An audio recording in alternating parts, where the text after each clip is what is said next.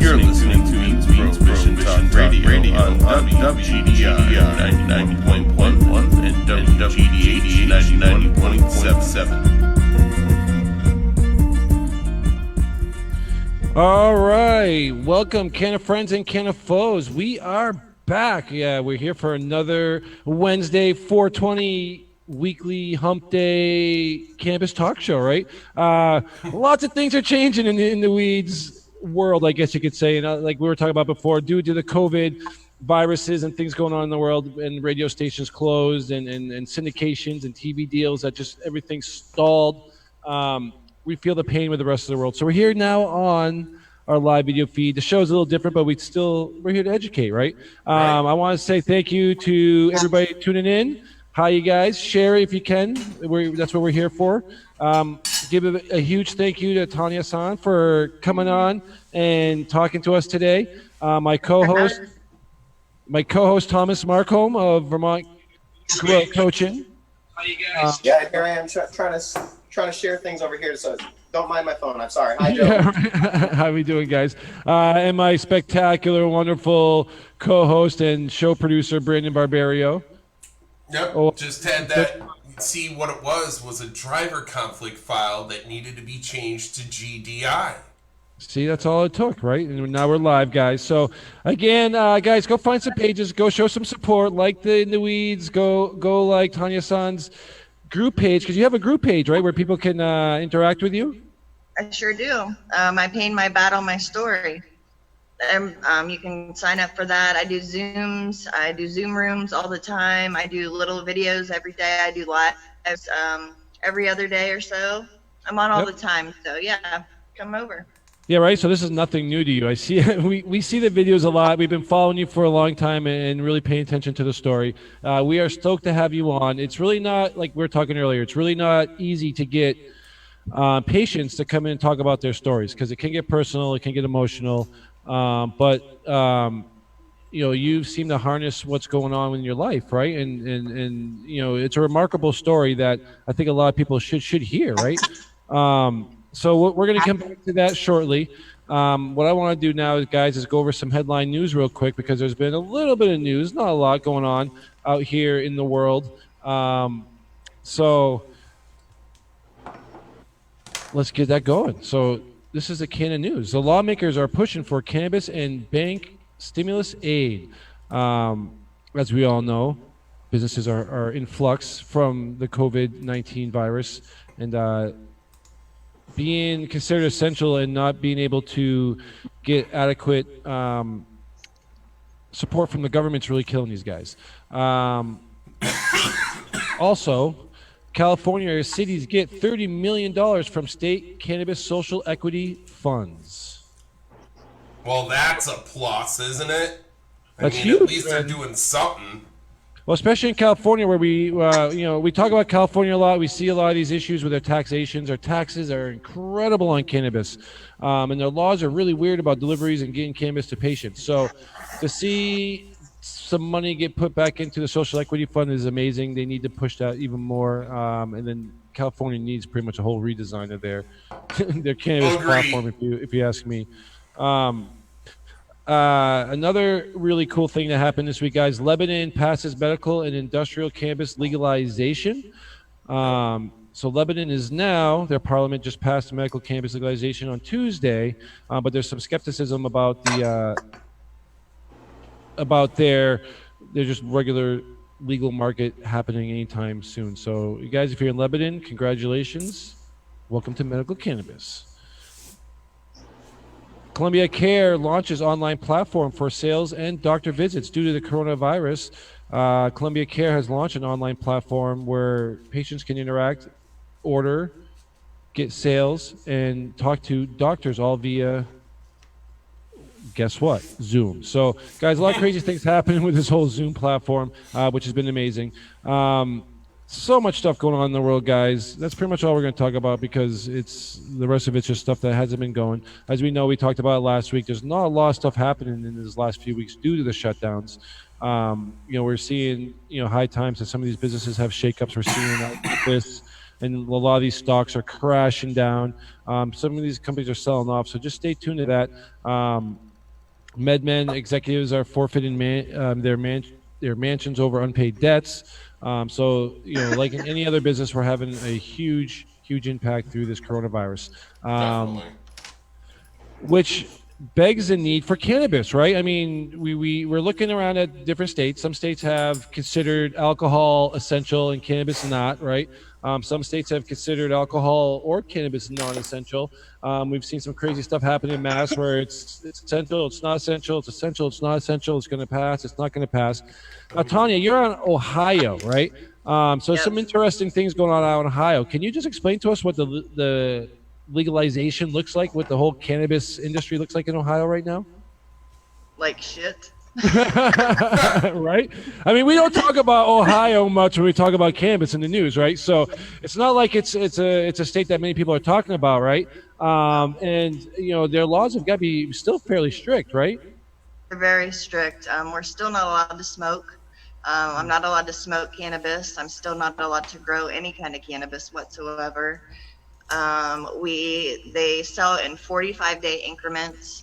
They sell in tenths. The prices at the dispensaries are outrageous. People can't afford the dispensary prices. And when I went to the dispensary and got flour and picked the flour out, I was like, and it was like, poof, it was like dust. It just turned right to to dust. I mean, we see that a lot out here. Like the quality of cannabis really is kind of poor. Like Brandon's got some nice cannabis there. Doesn't look like that medical grade cannabis, right? Yeah, no, not Right? at all. We're like 10 years behind. I swear to God, we're 10 years behind. Oh, well, I mean, for you guys, 45-day increments, just even the laws you're talking about is incredible. So now you have a medical card in Ohio, correct? Yes, I do. So with a medical card, what does that just literally only give you access to a dispensary? Yeah, that just gives me access to that. That's it. It's expensive. I think it was $300 up front whenever I first got my card, and then to renew in Ohio, it's I just had to pay $150 to renew this year. Basically, all it does is get me into the door of the dispensary. That is it. Wow. Now, how many? Now, so every state's different with dispensaries, and in Vermont, we're here in Vermont. We have 5 dispensaries, right? Mass, it's quite a few dispensaries. How many dispensaries are there out in Ohio? And then how they operate? Is it a lateral system? Do they use local growers? I think they're using. They're trying to use growers from Ohio. You know what I mean? They're trying to keep it local, and there's a lot of dispensaries popping up in Ohio. But they're, like I said, they're so expensive, patients can't use them. A patient who's been sick for 10, 15 years, who used their whole savings on their medicine, on their chemo treatments, to go in and get an ounce of flour at a dispensary for $400 and some is not, it's just crazy. It's crazy. The prices have to come down. We have to be able to grow. Patients in Ohio have to be able to grow. There's no ifs, ands, or buts. We can go to Michigan. I could drive to Michigan in 3 hours They can grow up to 12 plants. Yeah, which is crazy. That's crazy. I mean, we kind of have the same thing in New England here, where it's like New Hampshire's the one that's like out in the middle in the cold. They got to drive all over the place. We got people that drive from Vermont to Maine just because, like you said, the pricing. I mean, a lot of that, you know, and I'm gonna just throw this in there is, you know, a lot of that is to do with the just a huge exorbitant cost of licenships, taxes, stuff like that. I mean, it obviously gets put through to the customers, but when the quality is not that good, that's where we really have to question what's going on. I mean, we've had issues out here with molds and chemicals and contaminants. We've had problems here too. We've had recalls and stuff already. Yeah, and that's even Cultivation laws in Ohio are the penalty for cultivation of marijuana is identified as a penalty of possessing, the equivalent amount of what the weight is when it's extracted. So if a police officer pulls a plant out of the ground and he's like, weighs it and it's 260 grams, buddy, and you got 14 of them, woo! You're going places. You got 3 hots and a cot and all sorts of you got a nice padded room. Ohio is horrible. I'm telling you, Ohio is horrible. There's a couple right now, Peggy, Sue, and Glenn Keeling, and their house got raided. And they're facing up to 52 or 54 years apiece in prison because their house got raided in Ohio when they thought they had the card from one of the places in Ohio that was giving out the cards before the dispensaries were open. So I had a card just like that. I had a card. I thought I was legal. Here I wasn't. It just got me into Michigan. You know what I mean? It was just a pop-up place. I went and got the card. It got me into Michigan, and here I am. I've got my card. I'm legal. Here, I could have been in the same boat they are, start getting ready to face 50-some years. Which is crazy. What were they caught with total? I don't remember the total, what it was. It was edibles, and it was other stuff, but they weighed everything. They weighed all the edibles. What's the name, Tonya? I'll look it up real quick. It's Glenn Keeling and Peggy Sue Kimmel, and it's all over it's all over. I forget what the town is, but I'm going on his show tomorrow night to talk to them and I've been to like conferences and stuff trying to fight for them because it's not right. They had their card they got from a doctor. They thought, you know what I mean? They thought they were legal. They went to Michigan, yes. They came back with stuff. I don't know the whole story exactly, but still, it's a plant. It's saving their life. She has advanced MS. He has advanced Crohn's disease, and it was saving their life. He was running for mayor of the town. He was like a chapter president of Normal. And then their house gets raided. Yeah. So basically, they went across state lines to get medicine and come back. What is the allowance in Ohio for patients to possess as far as cannabis goes? Oh my! I knew you were going to ask me this. I just looked at it yesterday. Is Brandon on there looking at Ohio laws? He might be able to tell it. I am, and you know what? This is really messed up. Like, I can go to Normal and tell you what the cannabis laws are, but that specific case that you're talking about, there's something to that case because the state of Ohio has killed every single fee to that story. So there is definitely traction behind that because I'm real good at this and I don't see nothing. Nothing. Not even an article. So if you got a link, please forward one to me. On Facebook. That's why. So everybody's basically sharing all the information through a social media platform that's not, I mean, yes, Facebook's being monitored, but not like Google would be. You know what I mean? Google could put one keyword in And literally, boom, every story that's from that sense would just get ripped out. They're real good at that. If I could remember the county's name, if you would pull up this county, I'm telling you, it would be, oh, I remember. Okay, it's Mercer County, Ohio. Mercer County, Ohio. Yep, and it's Glenn Keeling and Peggy Sue Kimmel. Glenn Keeley and Peggy Sue. I want to say I read this article recently, right here. Okay, so Ohio. So we just did a quick Google search here. Ohio substantially loosened its marijuana laws in general. The possession of less than 100 grams, roughly 3.5 ounces of cannabis, or the transfer of less than 20 grams is considered minor misdemeanors now. And that law was no. I'm telling you. Nothing? No. Oh my gosh, it's been everywhere. I mean, it's been plastered everywhere, and The like the number one thing that pops up in Google is assistance to old family and job services for Mercer County, Ohio government website.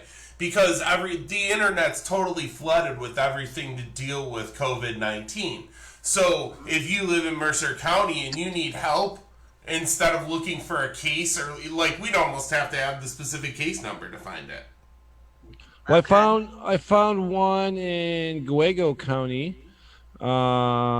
Tuesday morning, Keith Martin. I'm trying to find the names of the people before I read the article. It's not a very big article. But there was what was this one? March 4th, 2020, Ohio police seized 905 pounds of marijuana. That's a pretty big bust. Yeah, it is. But I mean, let's talk about this for a minute, right? So we don't know what's going on with Tim today, so we apologize to you guys that are tuning in that Tim Fair of Vermont Cannabis Solutions has not joined us yet. But we talk about this a lot. The amount of busts right now are still higher than they were 3 or 4 years ago. The amount of plants these guys are seizing are still higher than they were 3 or 4 years ago. They're still kicking indoors. They're still busting people. A lot of what's happening though is not sticking. So like when they're busting these, hemp or cannabis, they think delivery trucks with thousands of pounds of weed, they're confiscating it and they're not giving it back, even when they realize that hey, it's legal. You know what I mean? We talked to the Green City.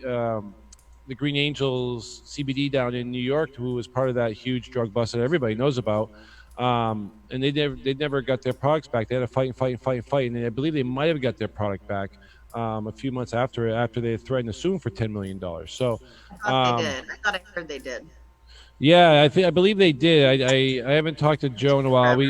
We talk all the time on Facebook, but let's really take a stab at it, okay? Tonya, please correct me if I'm wrong, but I mean, it sounds like the situation in Ohio basically is, all right, we got this medical cannabis program, and we got this group of dispensaries, and these group of dispensaries are going to have X product that's available. We're not really going to give you the rights to cultivate or be able to actually make medicine or take care of patients. We're not really worried about that. But we are going to give you access to medical cannabis.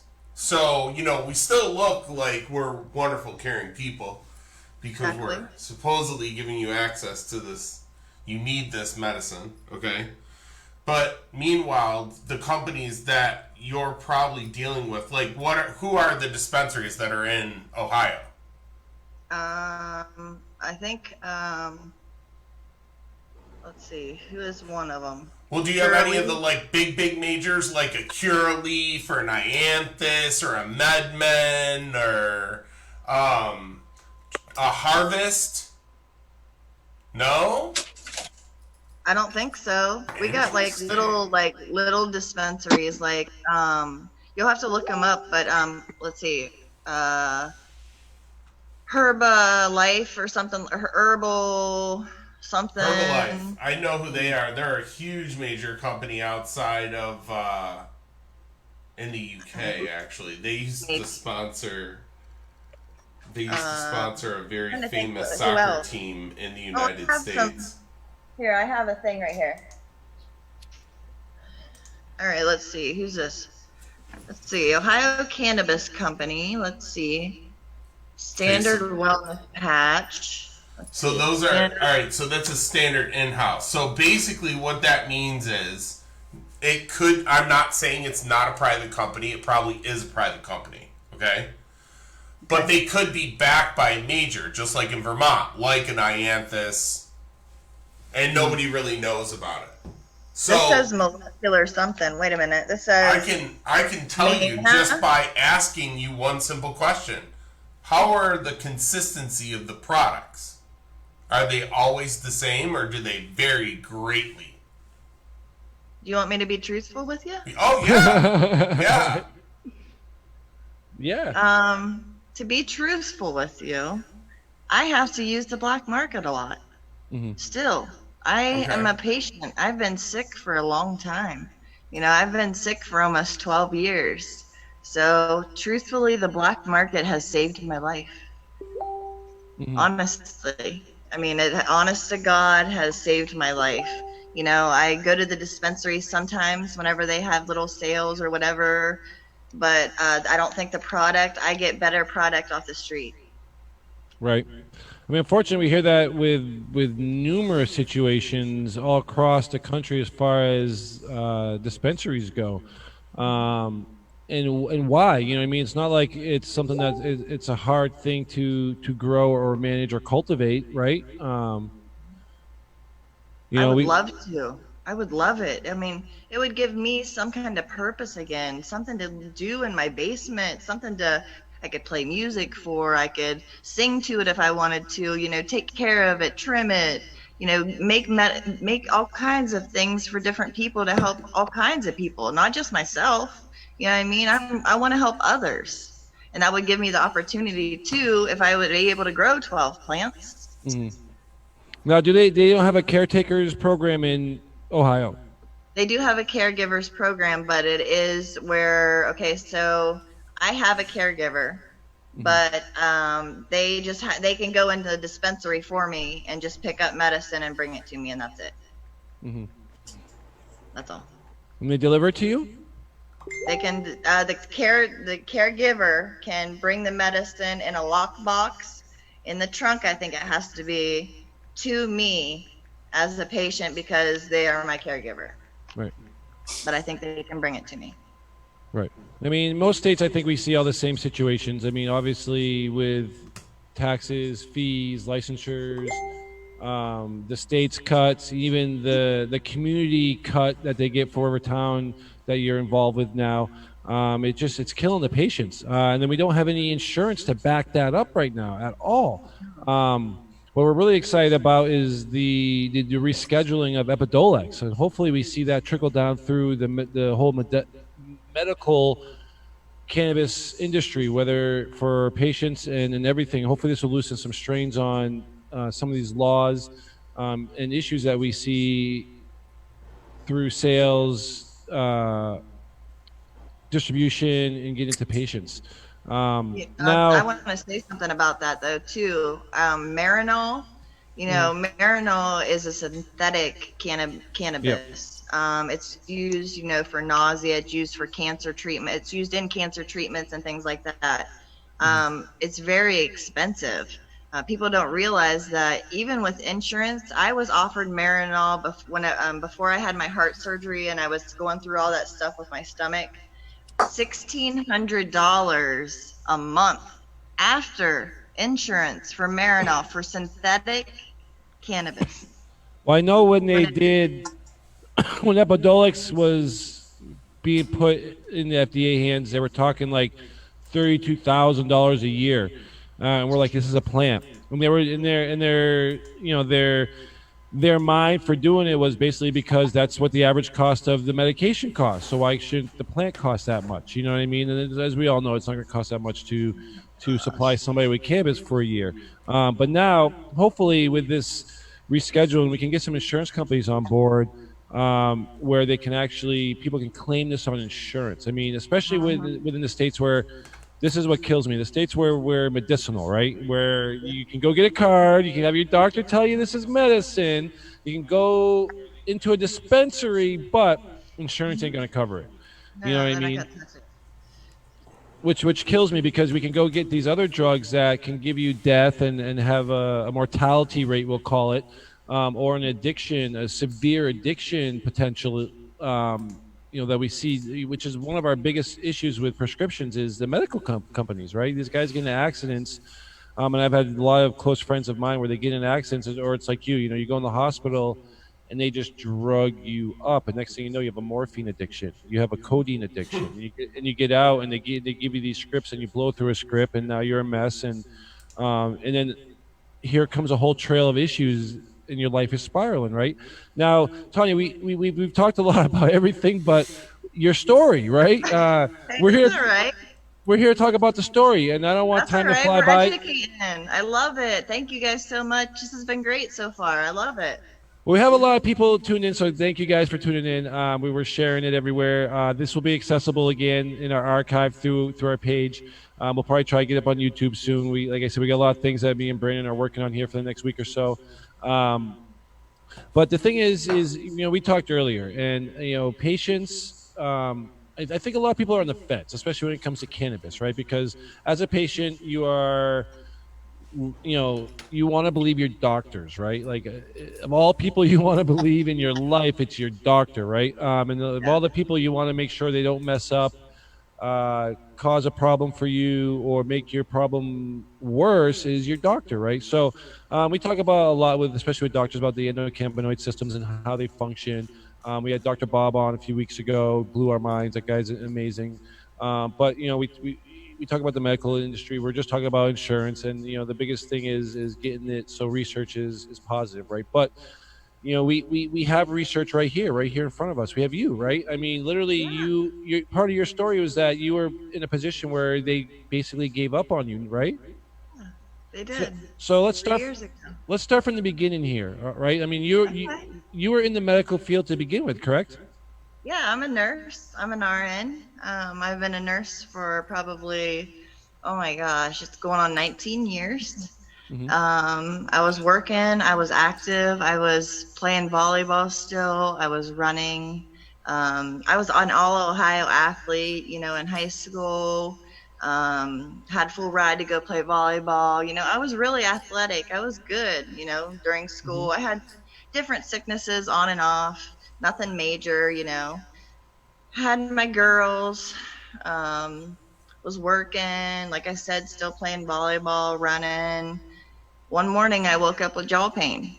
Jaw pain started it, and I was diagnosed with advanced lupus 11 years ago, and my world took a crash. And I've had everything under the sun that you can think of. I went to the doctor like anybody would do, scared. I didn't know, what was going on, the severe jawbone pain, and then other things happened, I couldn't breathe, and then I got severe pain just everywhere. I couldn't even get out of bed.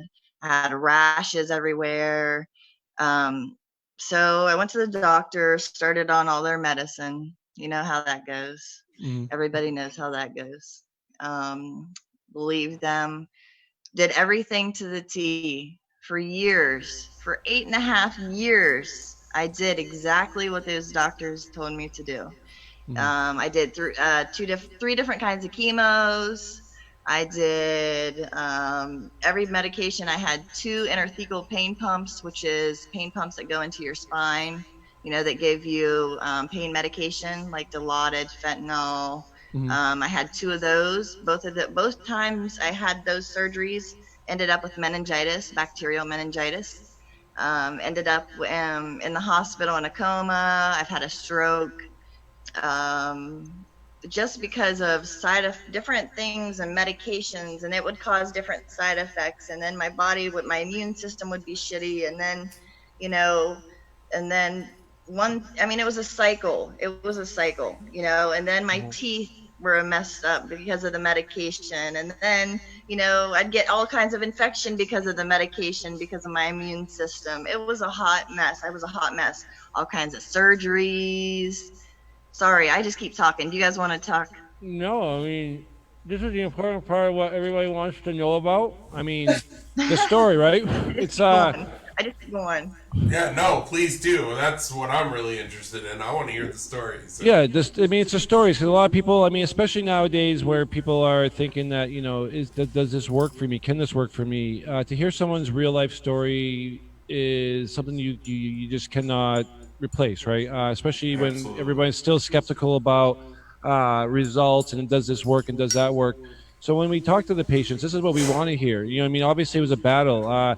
The biggest thing is that like we talked earlier, people really want to believe their doctor, right? So, and then most people don't have a secondary doctor or a third doctor, or they don't go get that second, review or opinion on their issue, which usually helps them out a lot more in the long run, right?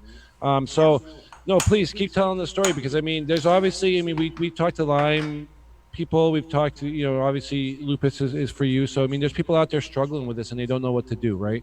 Like you said, you followed your doctor's regiment for how many years, right? 8.5. And so after 8.5 years. So after 8.5 years, were you any better than you were before, or were you Hell worse? no, I was a vegetable. I was okay. So after 8.5 years, get this. Okay, so 8.5 years, I'm doing everything. I'm a nurse. I know, I'm taking everything to like the doctors say, taking all the medications to the T. I'm not getting any better. I go to my doctor. They look at me and they say, Tonya, there's nothing else we can do. We've done everything that we can. Here, you're 35 years old, but there's nothing else we can do. It's time to probably start to go to hospice. So at 35 years old, here I am. I've had all this shit go down. All these things have had happened to me. Diagnosis after diagnosis. I mean, I have a list. Look at this list of diagnosis of things that I had, with my lupus that came along with my lupus because of the medications that they were giving me. And Right. you know what I mean? Okay, so, I mean, I could go over that, like sepsis 100 different times. I didn't even know who I was, So anyway, so 3 years ago, I go into my doctor and they're like, Tonya, there's nothing else we can do for you. I'm like, you got to be shitting me. I'm 35 years old. I have 2 girls. I've done everything that you guys have told me to do. Nothing has helped. They're like, sorry. So I was pissed. I barely made it into the doctor's appointment. I mean, barely. Like, I drugged myself in there. Like, I'm telling you, I was crawling to the bathroom, crawling on my hands and knees, around my house because I was in so much pain and so doped up and just so out of it. I was on fentanyl. I was on fentanyl patches. I was on Dilaudid pills like every 3 hours. I was up to like 40 some pills a day, but they sent me home. So I went out to my car and I was pissed and I ripped up all those prescriptions. I ripped them up. I didn't know what I was going to do. I didn't know what I was going to do. All those prescriptions, I ripped them up. I was on the way home. I had to think. Of how to tell my girls that I had to go into hospice care. My girls are young. My girls now are just 13 and 17. My one daughter, my 13-year-old, she's only been alive since, she's been alive ever since I've been sick. You know what I mean? She's only known me really sick. Right. So I had to, on the way home, I had to go home and tell the girls I was planning on going to hospice and blah, blah, blah. So I get home, I tell my husband what's going on. I start the withdrawal process right away because the fentanyl patch was due that day. Fentanyl patch was due to be changed that day from pain management. So I'm starting the withdrawal. Withdrew heavy for 4 days. On the 4th day, I couldn't take it. I was suicidal. I was crawling out of my skin. I was itching. It was just like what you see on TV, just like heroin withdrawals, just like heroin withdrawals. Yep. So I was like sitting on the bathtub and I was naked and I was crying and I was like, I can't do it. I just wanted to end it. I was done. That's not me. That's not Tonya. You know what I mean? So my husband's like, Tonya, he had tears rolling down his face. He's like, Tonya, I don't know what to do with you. I'm like, call my friend. I've been studying cannabis for like 2 years, Right. like secretly, because in Ohio, the devil's lettuce, you can't talk about it. You couldn't talk about it. You couldn't think about it. You couldn't show any interest in it, or you were a bad person, you know? Mm-hmm. So for 2 years, I had been studying it underground, and I'm like, call my friend, please. So he called him. 20 minutes later, he gets there. I walk out to the garage. I had never tried cannabis, guys. I had never tried it in high school. I was too afraid. I had never tried it in college. I was too big of a sissy. But now you went to medical school, correct? I went to nursing school. Yep. So I mean, so here's where it gets interesting because again, not to stop your story again, but here we go again. The story gets great because you never tried it through Nope. high school, Never. right? You went to nursing Never. school, right? So like nursing school it's really considered a no, right? I mean, they're not. They didn't explain your endocannabinoid system to you at all, did they? I had no idea what in the hell it was Right. until I started myself learning 2 years prior. Right. So I mean, Yeah. you were what, like 35 in that range before the first time you tried cannabis? Yeah. Oh man, it Yep. must have been a world changer for you. Oh my gosh. Oh my gosh. It like rocked my world. So I walked out to my garage, took 3 or 4 puffs. I didn't even know if I was doing it right. I didn't know if I was inhaling it right. I didn't know, if the cops were coming to get me. I didn't know, like I was paranoid, scared shitless because I was taking a couple puffs of that, This is not, I'm not lying to you guys. This is the truth. So I took 3, 4 puffs. By the time I walked from my garage back to my porch, it felt like I did 15 years ago, and tears were rolling down my face. And for the first time, and I looked at them and I said, oh my God, guys, I can run. I can run. I could run if I wanted to.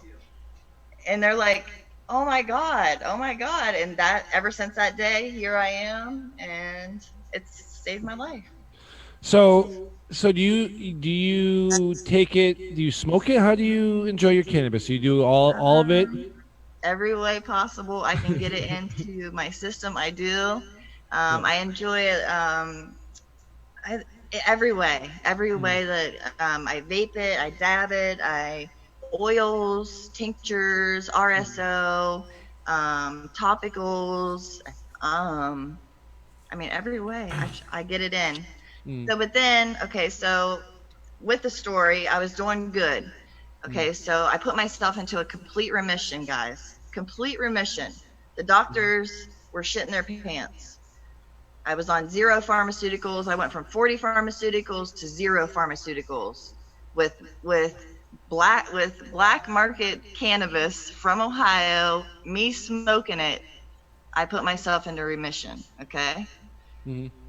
So this past year, I was in a flare. And this past January, I had some problems, and you guys have probably followed my story a little bit since January. Mm-hmm. I ended up having to have I had a port placed, and I had TPN, which is food that goes through your vein and it goes in, into your heart. And I got an infection around my heart, and I got a really bad infection, so I had to have open heart surgery in January, on January 2nd. So your girl had open heart. I have 3 valves fixed. I have to go back in for another heart surgery in about 6 months. Have 2 more valves fixed. So, but I'm still here, and it's cannabis. Cannabis is the glue that's keeping me together. So. Now, are you taking medications now for the heart surgery? Yeah, I have to take them. I'm on Coumadin, which is a blood thinner, because I have a donor valve. I have a valve an aortic valve. I have an aortic valve replacement, so I'm on a blood thinner for that. And then I'm on some low pressor because I went into AFib and I went into congestive heart failure this last time. And plus, with the AFib, they had to shock me last time I was in. to get my heart back into rhythm because it goes out of rhythm sometimes. So the Coumadin helps with that, and I'm on some Lasix, which I can't have any fluid on me whatsoever. So, because if I have any fluid whatsoever, I go right into heart failure. And then my valve, because I have 2 bad valves and they're now still that need fixed, they'll just take a shit and I'll just. So Hope not. I know. I hope not. Hopefully, I can get in. Hopefully this virus gets cleared up and I can get my surgeries scheduled and get.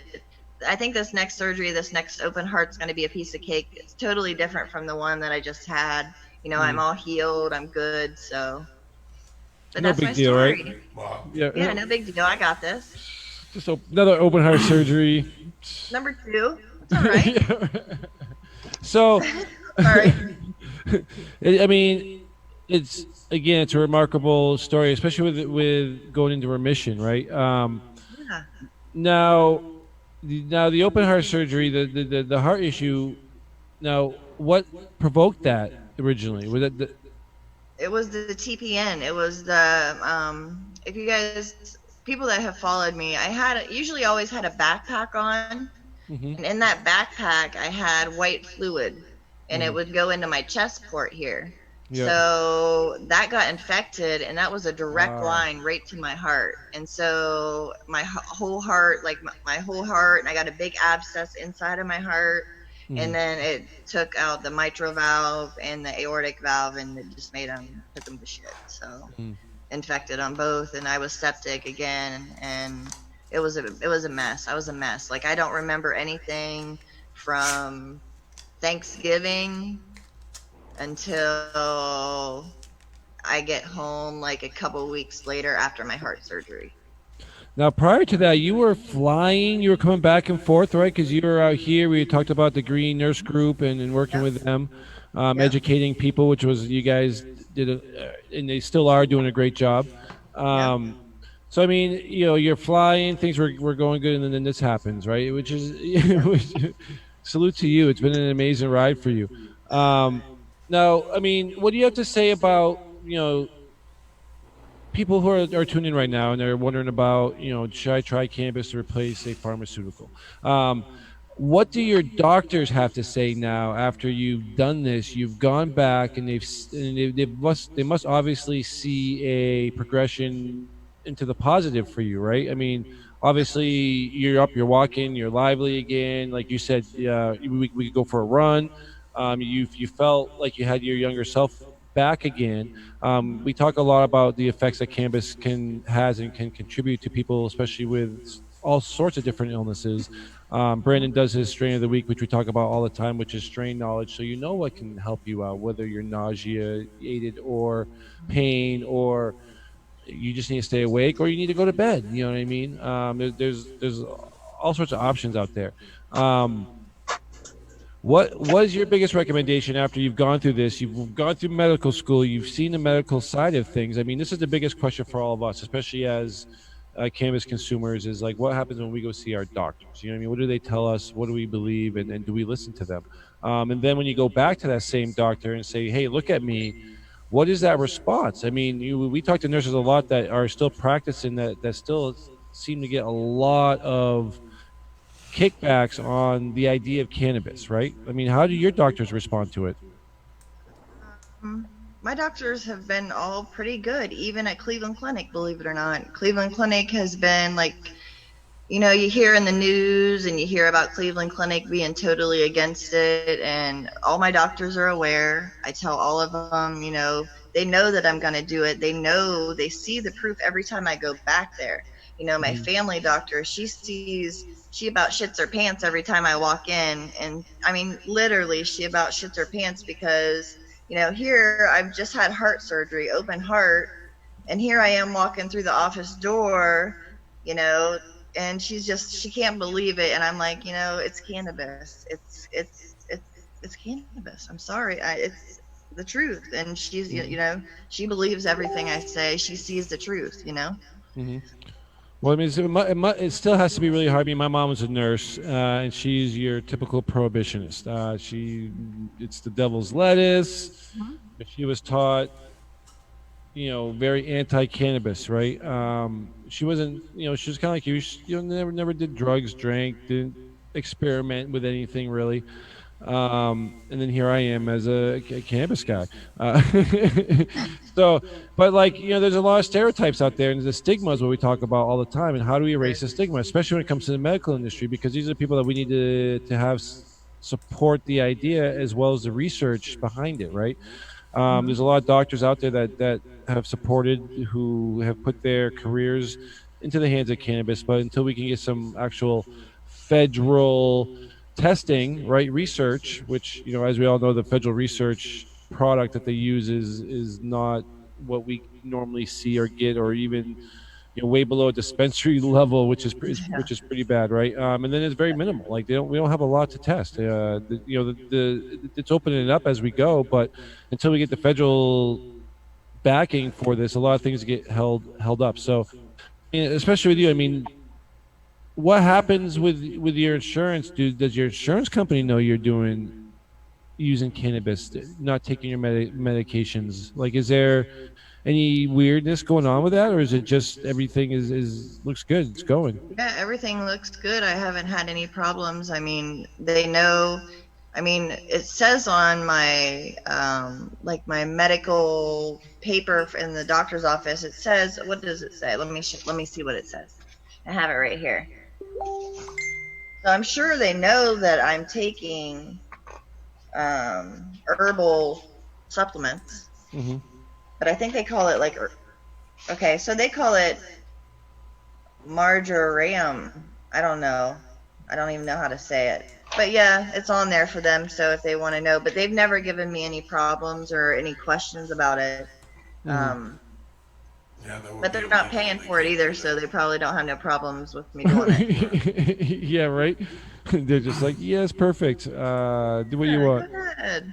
It's the whole insurance medical industry. Like, as we all know, pharmaceutical companies, I can't say we were really on their side, Not when Tylenol has killed more people. I mean, look seriously, if we really look at it, Tylenol kills how many people? Cannabis has killed how many? I mean, seriously. I mean, if you really want to look at it, zero. Yeah. I mean, it's the plant. It was put here for us to use. It was taken away. That's why there's diseases and new things popping up again. Mm-hmm. I think that's why there's gluten allergies popping up. Cows were fed hemp back in the day. All medications contain cannabis, and then it was taken away. So now, and we all have an endocannabinoid system, and people have no idea that we all have one. All of our animals have it. All of the people, everybody has it. Right. And we need to feed it. And because we're not feeding it, that's why we're getting these diseases and illnesses and problems. So, right. I mean, that's what I think. So. No, we totally agree. A lot of mental illness as well. Yep. There's a lot of stress in society, today's world now, that it leads you to a whole nother level of mental illnesses as well. I mean, look how good it helps veterans. Look how look at PTSD. Look at addiction. Look at anemia or anorexia. I mean, everything. It helps everything. Try it. What's interesting about the anorexia thing or stuff like this, we see all these studies, right? They say a lot of cannabis smokers are the more thinner, healthier people.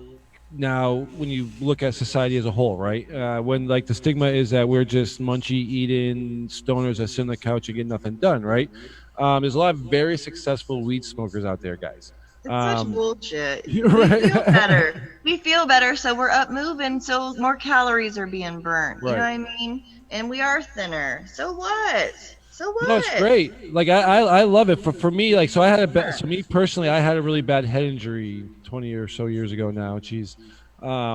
So like you, I mean, I didn't have 40 medications, but I had 10, and like one was for my injury, and the other 9 were for the side effects of the side effects of the side effects of the side effects, and which led me directly into it was my stomach that would just knot up. I couldn't even stand up. My whole gut was just clenched up. I couldn't stretch. I couldn't do anything for 2 months. And finally, my doctor, and this is 20 years ago now, in Mass, was like, "Do you smoke cannabis?" I was like, "Yeah, I smoked every day up to that point." But that medication put me on such a loop. I couldn't even I didn't want to. I couldn't eat. So finally, the doctor looked at me and was like, "Just stop taking it all and go back to smoking weed, and Oh I'll yeah. see you in a week, and we'll see how you do." So I went back in a week, and he was amazed I could walk. I was like, you know, all of a sudden it's like I'm alive again. I'm back to myself. I feel great. And the doctor couldn't believe it and wanted me to go get was a neuroscope and get a card back in Mass. I was like, no, I ain't doing that. No, I don't want to be on anybody's radar. Back then, it was like really sketchy. You know what I mean? It was like Mass really wasn't doing it. You know what I mean? Your doctors could help you, but and for years I suffered with what I considered mudhead. It was post-concussive syndrome. Um, but like the campus has really helped me out with that. But so when I laugh at people when they're like the munching thing, I'm like, look at me. I'm in probably the best shape of my life. I've lost a lot of weight. So people who knew me before, where I was never really a fat guy, I was an athletically built guy, you know, and now I'm more of a chiseled guy. Like, you know, cannabis for me eases my stomach issues, right? It Me doesn't. too. Me It, too. like it really slows it all down, and like when it really talks to me the right way, like, dude, Yep. I'm hungry, feed me, or like, nah, I feel much better now. That was just a little stress or a little gut or whatever's going on in there. um we talked to Dr. That's Bob a me lot too. about, like you said, the diets, the gluten. I was a chef for many years, and the whole gluten epidemic hit us pretty fast and hard, and it came out of nowhere. We're like, what's going on? It was like bleached white flour. A lot of these, you know, back then it's when the whole kind of processed food movement really kind of hit us hard. You know what I mean? And now, you know, I have nieces and stuff that have gluten intolerances. Oh, I see a doggy. So I mean, it's crazy to think about what's going on in health. But like we talked to Dr. Bob, cannabis, healthy diets, they'll lead to, you know, a great mentality, which leads to happiness, which leads and you know, your personal mentality and all this stuff. And you know, talking to you, your mentality's been great. Obviously, but you've been through years of hell, right? Yeah. So a positive mentality goes a long way as well. Yeah, But it does. your stories is amazing. Um, it really sheds light to a lot of people who are suffering that don't think that they can not suffer anymore. Like you, they were stuck in a hole for 8 years going, is there an end to this? There And is. those There is. suicidal thoughts. I I mean, mean, there's try it. It's not gonna hurt to try it, right, you know. And I think, you know, it should be an option first, not yes, last like me, you know. I had nothing else. I had nothing else left. This was my last option. It should be a patient's first option, you right. know. Pharmaceuticals, plant herbal medicine, your choice. Here's the options, you know. Here's a The little bit of problem, this. the huge problem in our medical industry is we moved away from the herbalist, right? We moved away from Yep. herbal medications. There's no doctor in the world that's going to tell you to go home, drink some honey, lemon tea, put a little turmeric in it, some rosemary oil or whatever you want in there to help you. You know what I mean? Like, and it's a lost art, right? We talk about it a lot, even back in the early 1900s. If you were an herbalist, you were considered a witch. They Yep. freaking drowned you. They hung you because they thought you talked to plants and you could heal people with a plant. And then the next generation is cannabis and medicine, right? We had cannabis, we had arsenic, we had heroin, we had all these crazy morphines and medicines back in the early days where it was literally, let's just get you wrecked because you're going to feel better regardless, right? To prohibition, and now it's come back to full circle to realize, and then what the importance is with like our endocannabinoid systems and how they interact with most every mammal on the continent, Yes. not just humans. They work Yes. for your dogs. Yep. And it's amazing. The more I read about it and the things I hear about it, I mean, and the thing that you have to remember too, people who are tuned in or people who are listening to these stories, like, you don't have to get high. There's other options. There's CBD, there's CBG, there's all sorts of different cannabinoids that will work for what you have. You just need to get yourself educated, figure out the strains that will be most beneficial for you, and just don't go by any strain you can get because you know, you don't want a sativa keeping you up all night. You don't want an indica putting you to sleep at work. Just get some knowledge. You know what I mean? And Yeah. even those phrases aren't really proper phrases to use anymore that we realize because you know every strain has its own effect, and it's tough to categorize them because some certain people, like every drug, have adverse effects to certain drugs, right? Um, Some people are going to have a sativa high. Some people are going to have an indica feeling off of the same strain. So it's really figure out what you guys like and what works for you. I don't want to cut anybody short. We're getting close to the end of the time here. We have Thomas, who's been patiently waiting here, who's been listening Hey, Thomas. to us. Sorry. No, not a problem at all. In fact, I love listening to your story. In fact, I think a lot more people need to hear it. I think there's been way too much stigma for cannabis over the years, and people need to hear this across the U.S. They need to understand that cannabis is a medicine. It's not just, oh, hey, let's go get high behind the shed over there. No, I wake up and I consume cannabis every morning for my own medical reasons as well, anxiety as well as arthritic pain. And I actually, you mentioned being skinny as well. For me, I actually topped out at 296 pounds. Oh, and, wow. Once I started consuming cannabis. I've been up there too. 255, baby. 255. And they had me up there, steroided up. Oof. That the cannabis, it helps. It helps you maintain a proper metabolism. It helps you maintain a proper active lifestyle when you otherwise would be in too much pain or unable to walk or whatever the case may be in the morning. And for me, that's why I started the company that I did, Vermont Grow Coaching. So I go around Vermont and I help people learn how to grow cannabis, whether it be hemp farms or individual recreational or medical patients. I actually started because my mom was a medical patient and I became a caregiver for her. The first plant I ever grew was like, oh yeah, we're going to get you like 6 ounces off this plant, Mom. It's going to be great. It's going to be fantastic. And maybe half an ounce if we were lucky. That'd be me.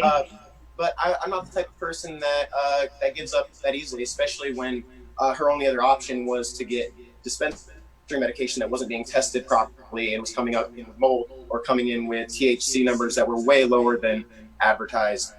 She kept saying, why am I getting this stuff on the street? Just like you mentioned before, why am I getting this stuff on the street? So much better. Well, it's because some of these people in the street actually care better than the people in the dispensaries. Because unfortunately for us, a lot of the people in the dispensaries are just like the people in the pharmaceutical company. They're after the money. They're not after helping the patients.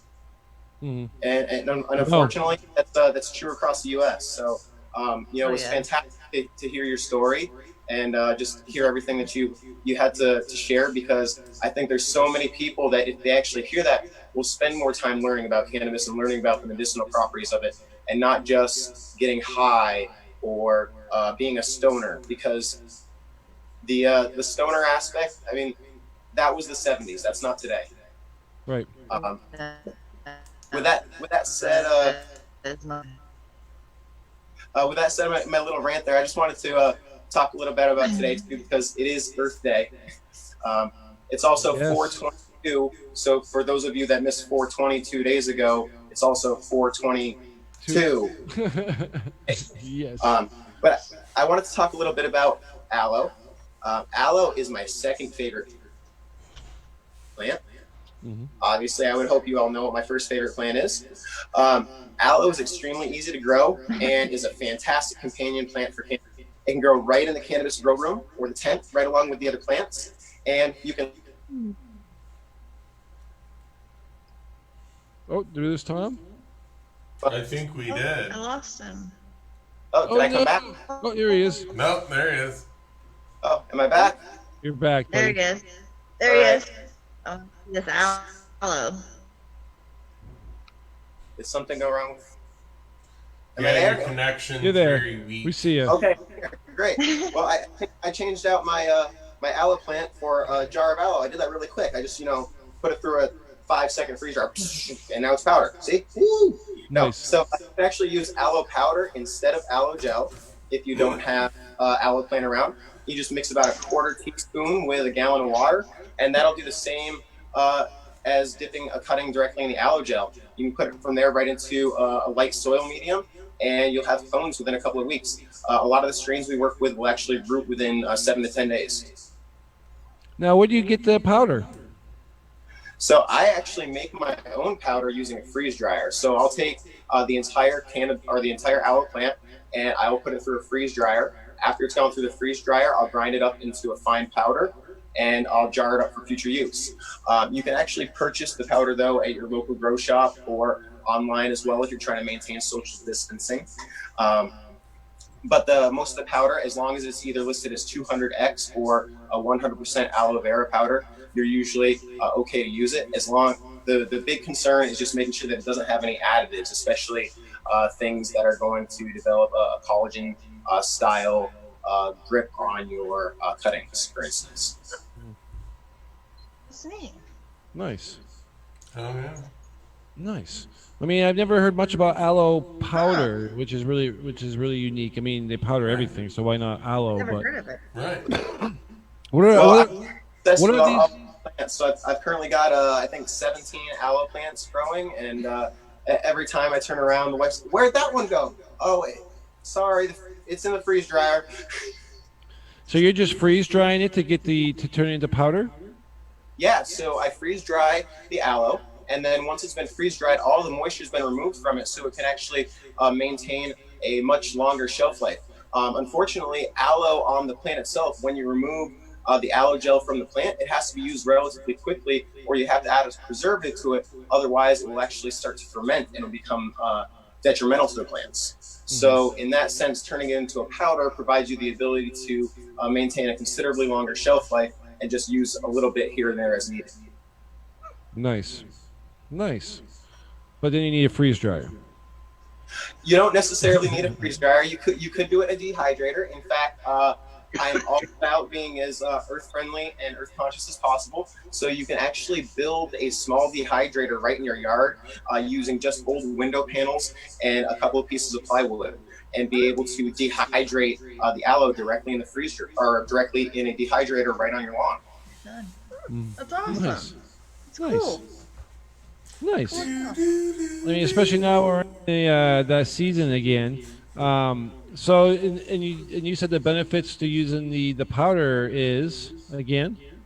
So the biggest benefit to using the powder is this longer shelf life. So if I have an aloe plant lying around and I only have 1 or 2 cuttings to take in Vermont with the 6-plant limit to the plants that you're allowed to have in your premises, you're not really taking a full 10 by 20 tray full of cuttings or a full cloner full of cuttings in most cases. So in that instance, you end up wasting a considerable amount of the plant if you're otherwise just taking off a chunk of the aloe, whereas leaving it in powder form, you can choose a small amount at a time. If you're not going to do a whole gallon, you don't necessarily need a quarter teaspoon of the product. You just change down to whatever amount that you're going to necessarily be needing. So, you could use just a cup of water and I believe an 1/16 or an 1/8 of a teaspoon of aloe. I don't usually do only a cup in my head, but either way, I usually just will soak the cuttings in it. There's salicylic acid in aloe, which helps root development. So it will actually initiate the hormones in the roots, or excuse me, in the stem itself of the plant, which will help root development. It's the same acid that's also found in willows. You can actually obtain willow root or willow tree branches, usually the younger branches, and just strip those and soak those in water and use those in the same process. But for the most part, if you have the aloe powder or an aloe plant on hand, you don't need anything other than the aloe and plain water from the time you start your phone until the time it's rooted. Wow. Which is great. So it does work well. I mean, everybody has a trick to rooting their clones. We're rooting now. I mean, there's everything from Clone X to aloe, and there's a lot of different styles that people use. So I've seen them go right into dirt, right into a humidity dome, and work. So we've seen it all. But your chances are better when you use a lot of these little tricks. All right, guys. Unfortunately, we are pretty much at our time limit. So, but I want to say a huge thank you to you, Tonya, Thomas, and Brandon again. Thank you for sharing your story with us. It really, I mean, I think a lot of people have a hard time letting people hear their stories just because they think it looks bad on them, or you had a horrible thing go wrong with you. You had a lot of these horrible things go wrong with you. Doctors didn't really help you out in any real form. Not at all. And you found something that works, which is, thank God you found something that works. and just the fact that I love talking to people who aren't necessarily cannabis smokers. You know what I mean? You weren't necessarily a cannabis user up until the later part of your life. I mean, like you said, you went through medical school, you were a nurse. Like it just wasn't something that was a part or need of your life. And now, for someone like me, my young age, I was that typical, white guy smoker. It was the culture, the hip hop culture, like all of us probably were, right? We did it to be cool, right? And it was high, and we got fucked up, and it was. And then over time, we're seeing like, and for me, it was a young girl that ended up having epilepsy, right? And she was seizing up, and nothing was working, and Yep. she had cancer, and a lot of things were going wrong for her. And they basically told her she was terminal. So her parents ended up in jail in this case because they gave her CBD. It became a huge case. This was probably a good 15 to 20 years ago now. And that's why I really started watching it. And then for me, with my head injury and using it so I could stand up and function every day, I was like, wait a second, like, is this a real ordeal? So for years, we've been watching, studying it, and seeing the effects on people. But there's still a lot of people that have that stigma out there about it being a useful product. That we're just a bunch of stoners trying to, get our legalization because it's part of our agenda, so we can walk into a store and buy weed. Trust us, guys. It's more expensive for us. And sometimes it's not as easy for us because we know our growers, we know where weed comes from. A lot of us are educated enough that when we see a bag, we can tell what it is, if it's quality, smell, terps, strains. You know what I mean? So, Absolutely. I mean, it's an industry that's been here for a long, long, long time. It's just great to see the medical field actually. Brandon knows down there. Look at him. He knows. Yeah, right. Oh, I know. He's like, I know. I mean, I and know. it's not just here. I mean, I'm fortunate enough that I get around the whole United States, whether it's Washington, Oregon, California, Nevada, Arizona. Out here in the West Coast, it's a completely different story. A different scene. I don't even want to tell you guys what I went to the dispensary yesterday. Don't. Okay. And for $100, $100, Earmuffs. I came home with 7 grams of premium flour. Okay, 1/8 was a Jack Herrera. That was $18 for the eighth. Whatever. And then the other one is the girl. You want to play this game with me? Come on, we want to play the game. Whatever. I gotta move. Here you go. This is Cure Leaf. This is Super Silver Haze. Okay. All right. Okay. See that? All right. $18. Shut the hell up, Brandon. I'm moving to California. Okay. I went in and I got a deal on 2 vaping carts. Okay, they're half grams. Each cart comes, and you can clearly see they printed out the labels. Tells you everything about it. It's all just, everything's there. Tells you the manufacturer, the whole 9 yards, where it comes from. Okay. And then, those are 40 for 2 of them. Buy one, get one free. Whatever. And then they had another deal the other day. That was for the Slurricane. Those were buy 2, get one free. I'm so And jealous. then, let's see. This I paid $10 for this gram of wax. I Give me paid a break. $15 for this gram of crumble shatter. I paid $10 for this gram of and this is all medicine. This is all clean, tested medicine. Wow. I'm so jealous. The last time I went to the dispensary, I paid $95 for a half gram of oil that was 50% MCT.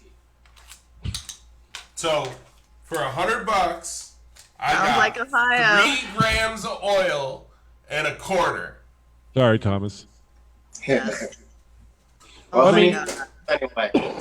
That's crazy. That's awesome that you guys are like that, but we won't be like that for 20 years. No, the West Coast is different, man. It's just like a real market. So there's competition, there's price undercutting, there's dispensaries on seems like almost every corner in most cities and states out there, right?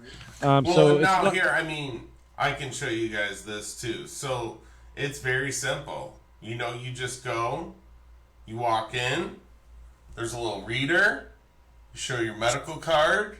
Medical card's got the bar scanner, everything right out on the phone. You just scan in when you get to the dispensary.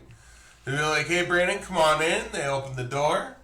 Everything's right there in the case. You just pick what you want. All your information's already there in the computer. You just pay for everything and walk out. I mean, Now, if you're really, really lazy, they'll you deliver. just order everything on the website ahead of time, and then you just go there and pick it up because they just have it in a bag for you waiting. Whatever.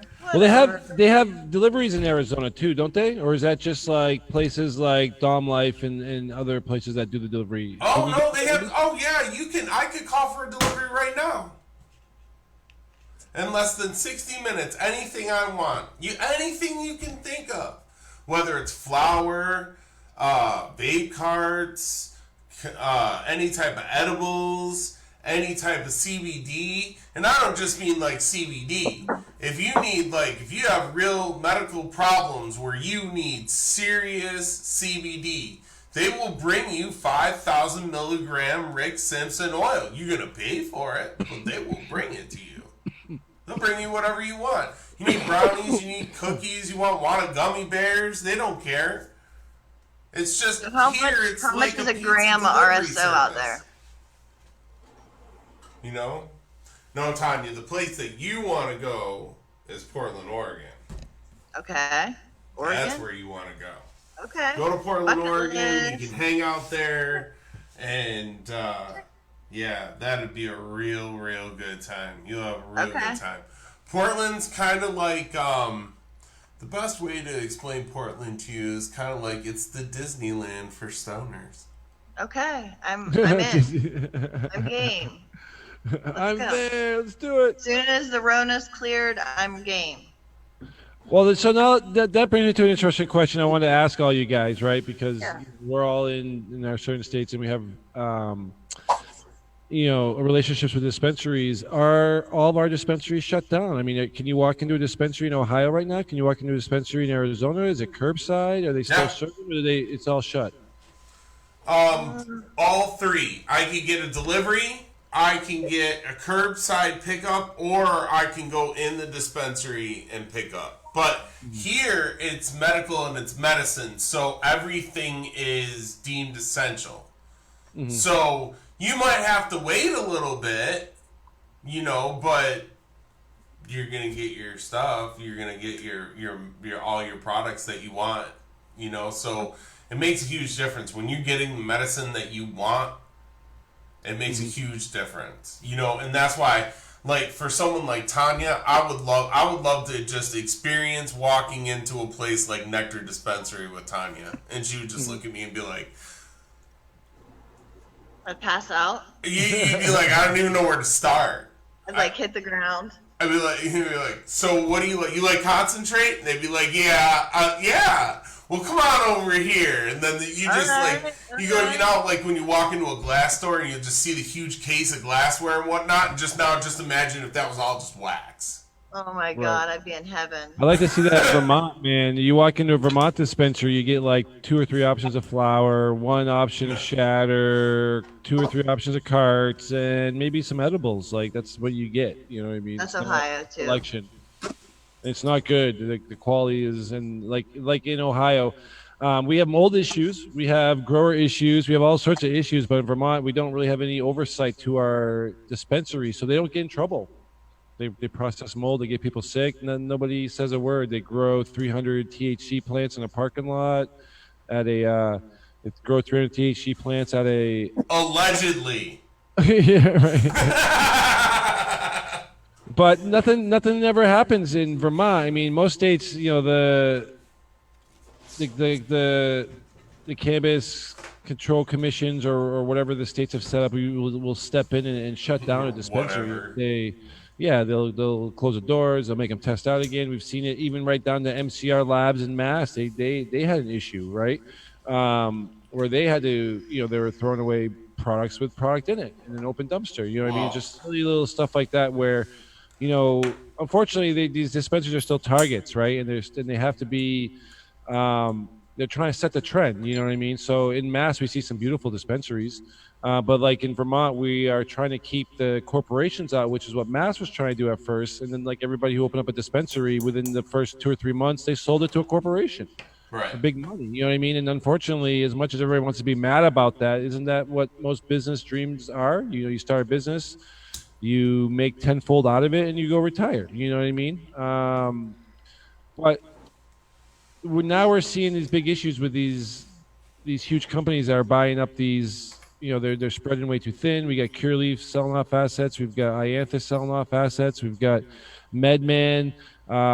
They're taking their mansions and their assets to pay for their debts. You know what I mean? So we're Ohio's especially medical, and Michigan is medical and rec. Illinois is medical and rec. Indiana just sucks. That's great. Yeah, Indiana sucks too. That's like Ohio, West Virginia, Indiana, Ohio, like right in the middle there. That whole section right there.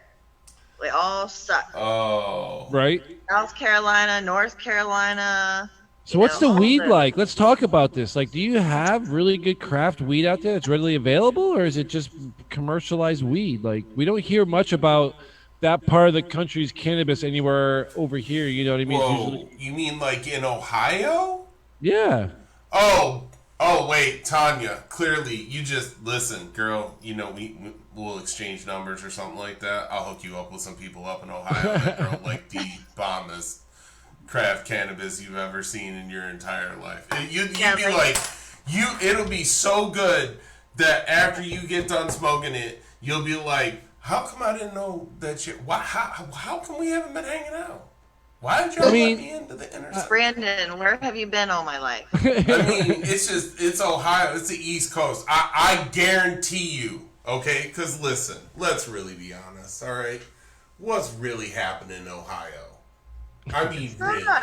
Oh, here Not comes much. Brandon. You know what I mean? Like, there really ain't shit going on. Well, that's okay? my question, right? So, It's a question. People Like some. got nothing better to do but grow dank ass bud. You just need to know where it is. I guarantee you that weed is everywhere. You just need to know where to find it. That's all it is. I can find it. I found it better on the street than I did in the dispensary. Of course the you did. The dispensary was shit. It was powder. It was I tough. guarantee you there is some guy in Ohio that's got business cards and everything. Oh, I'm sure. Oh, seriously, I'm and his sure. name's like James, okay? And it's just like, he's the dude that pulls up and he like gets out of his car and he pulls out like this little tote bag or his backpack. He walks in, he opens it up and he's like, all right, Tonya, what you looking for? I got sativas on the right, I got the hybrids in the middle, I got the indicas on the left. Oh, Now, you shit. know I sell everything in my little tiny glass jars, okay? It's $35 for an eighth, $10 a gram. And there is Oh an my article. God. You are Ohio's dealer. 101. There was an article that was written. Joe knows all about it. Okay, and it was it was about a year ago, and the name of the article was literally called "Whatever Happened," or no, why don't the dispensaries act like Paul and C6? Now, who is Paul and C6? Paul and C6 is just some guy who lives in an apartment who literally you go to and, hey man, what's going on? How you doing? Oh, nothing. I just need to pick up a couple grams. Well, come on in, buddy. My office as well as my home. And you just sit down. He gives you whatever you want, and you walk out. And his customer service blows a dispensary out of the water. Well, I was just gonna say that it's more like as a cannabis smoker, I'll say a cultured 100%. cannabis smoker, right? It's more about like as much as we like to smoke alone, right? Who doesn't want to smoke with a friend? You know what I mean? Like, let's be honest here. Like, it's not like we want to go shoot up in the bathroom by ourselves and pretend that we're not doing some drugs. It's like, no, let's roll a joint, dude, and talk, right? Because it opens up communications. It opens up your mind frames, right? So who doesn't want to like not smoke with somebody. Like every time obviously, every time I've ever went to a dealer's house, it's like, these guys, sometimes I'd have to sit and watch a movie with them because they'd be like, oh my God, can't people in and out of my house? But like, Right. it's an experience, right? That's a whole experience thing. That is a whole experience thing. You gotta be. I mean, I'm gonna be 44, okay, this year. So that's just an experience thing. The guy you go. Am I the only one? Come on. You walk in the dude's house. It was like Baskin Robbins, but he wouldn't let you walk out the door. You had to be there for at least 40 minutes because you couldn't just walk in and walk out. No, these people weren't like. I mean, I've dealt with everybody from like the central Lowell, like stereotypical drug dealing house that you don't want to walk into without being strapped because there's all sorts of everything going on, to professionals. I mean, these guys were professionals living in a very upstanding community that were doctors and worked for the cities and had good jobs. You know what I mean? So, like, again, there's stigmas out there. I mean, this was years ago, but they're still. I still go to hang out with friends, and maybe it's more of a hangout and like a, hey, try my weed, because like at least in Vermont, right? So like this is part of what I was saying before before we started tangent was like there's certain states known for, like there's certain contributions, like. So Vermont is like the craft state, right? Because it's like, oh, craft of cheese. We're crafty. We're not about commercialization. Where some states, you look at Colorado, there's craft there, but it's really based on commercialized weed. You know what I mean? It's like it just goes through so much weed, pound, pound. Like you said, the craft, you gotta go find the craft. You're not finding the craft in the dispensaries. That's my, I guess what I'm trying to say here. Where our market here, it's like, it's funny that you mentioned going to your buddy's house, because typically our buddies here are the ones that either are growing it or their friends grew it, or they have a combination. So they're like, try this, try that. Okay? There's a lot of people that are watching this show. I bet you there's a lot of people in Ohio. Okay? So if you're that guy with that good, okay, on the regular, all the time, just hit us up, let us know where to find you, and there you go. Right? Like good. Just let us know the good. Shit, guys. I love it. You guys are amazing. Well, thank you for coming on. We do have to end this show. We went a little further than we were hoping to go here time-wise. Thomas, again, thank you guys. It was a great conversations. And we talked about a lot of different things, which is always fun. And we got to pick on Ohio a little bit in their medical fields. And thank you guys for everybody who's commented, who's wrote in. I want to show you my shirt, guys. Let's see it.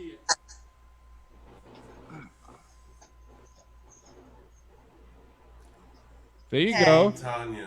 Hashtag Team Tonya, my green nurse. Ohio, get your shit together. Live your best, and we got this. All right, guys. Are you selling those? Huh? Are you selling those? Yeah, we sell. My friend, actually, she sells them, and then she makes a donation. All right, so tell everybody where they can find those shirts. Everybody can find these shirts. Christy Lippert, and I can put her. Can I send you her Facebook page and a link? Yeah, definitely. Yeah. And then Sure. you Put guys it right can in the comments on the live video. You'll get like Yeah, you can put it right in the comments. here, let on me the see. live video. Okay, let me see if I can do it here. Let's see. But yeah, she makes these for me. It's not letting me tag her for some reason. I don't know what I'm doing, guys. I suck at this. That's okay. You can always comment on the video afterwards with it. Okay, Yeah. I'll do that. Place I'll it do right that. there.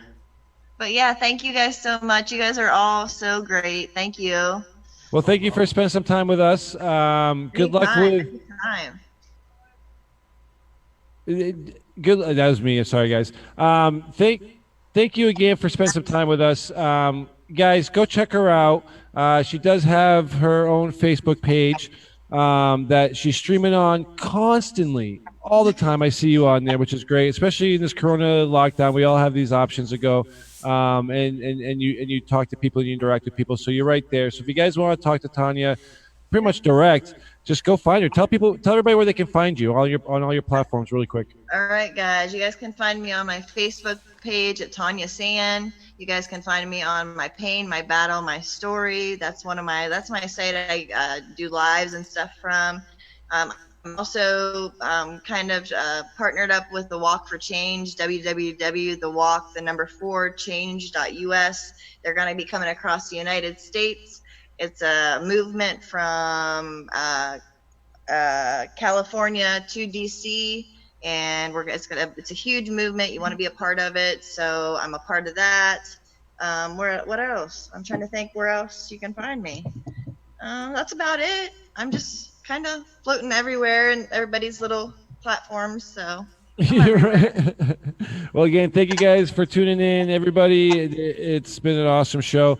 Everybody's talking about Portland, Minnesota legalization, moving to Colorado. That's what you got a couple of shout outs for moving to Colorado. Thank you guys for all the compliments. We'll be back next Wednesday, 4:20 again. Same bat place, same bat time. Remember, guys, it's 4:22 today, so keep the party strong. Keep enjoying your cannabis. Again, if your doctors are not going to talk to you about cannabis, talk to your doctors, okay? Or find a new doctor that will. As you can see, we hear story after story after story about people who go through many years of pain, issues, where they just feel like they're not getting ahead, depression sets in, and just know that there's still options out there for you guys. And look into it. Go try it and do what Tonya did. 35, 36 years old, just go out and smoke a joint. See how it feels. That's Like right. you're not going to die. We promise. You might cough a little bit. You're going to feel great. You might be a little paranoid for a minute, but trust us, everything's going to be all right. Everything's going to be great. All right, Tonya. Well, thank you again. Let's talk again. Thank you, guys. Thank we you. can work on some more projects here. Love seeing you. And when you come back out to Mass, let me know, because I'd love to come down and talk to you guys in the Green Nurse Group, and we'll give those ladies a big shout out for everything they do. Check out the Green Nurse Group. Absolutely, Jody. Yep. Thank you. Bye, guys. Thank you, guys. And that's it, guys. Next week.